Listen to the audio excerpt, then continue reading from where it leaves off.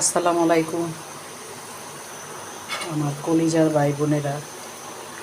দেখেন, ঈদের দিন সবাই লুচি ভাজছে সকালে, সেমাই লুচি। তো আমরা তো আর সেমাই লুচি করি নাই, বিভিন্ন সেমাই করেছিলাম। আমার মেয়ের জন্য অপেক্ষা করতেছিলাম যে মেয়ে আসবে, তারপর সব করবে। এখন তো মেয়ে আসতেছেই না, মেয়ে শ্বশুর বাড়িতেই বেড়াইতেছে। এই জন্যে কী করবো, এখন রাত বাজে কটা, 12টা। তো আমার মনে পড়ছে যে আমার ছেলে খায় না, আমি খাই না, কী করবো, আমরা বানিয়ে খাই।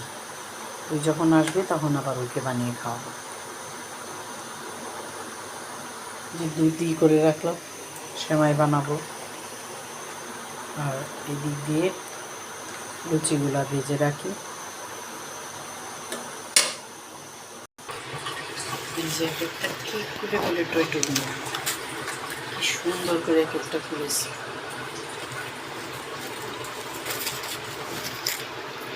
কেকটাই যে ধরার সাথে সাথে খুঁয়ে যেতেছে, খুব সুন্দর করে হয়েছে। সবগুলো নিয়ে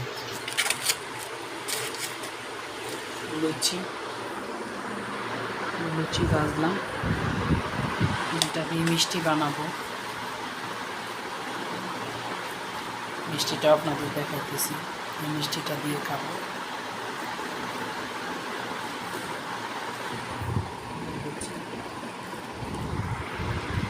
মিষ্টি বানাবো, লাগবে মিষ্টি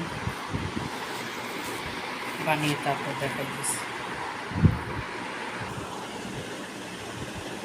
যে সুজি দেখিয়েছিলাম, এই সুজি দিয়ে আমি এই চমচম বানিয়েছি, সুজির চমচম।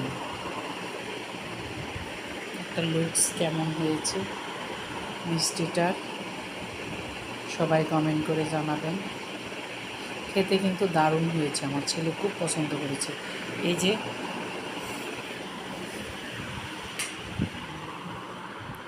লুচি দিয়ে খেয়েছিল আমার ছেলেটা, একটা লুচি এখনও কটকট করতেছে। অনেক আগে বানিয়েছি, প্রায় 20-30 মিনিট হয়ে গেছে। তারপর ওই যে ভাঙার পর কেমন কচকচা।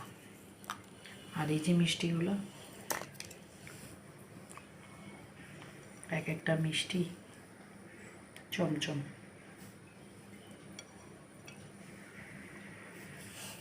কার কার কাছে কেমন লাগছে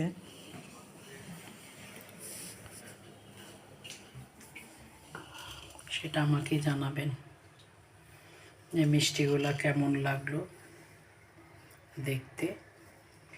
খেতে তো অনেকেই পারেন না, কিন্তু রেসিপিটা সুজি দিয়েই বানিয়েছি আমি, দেখাবো।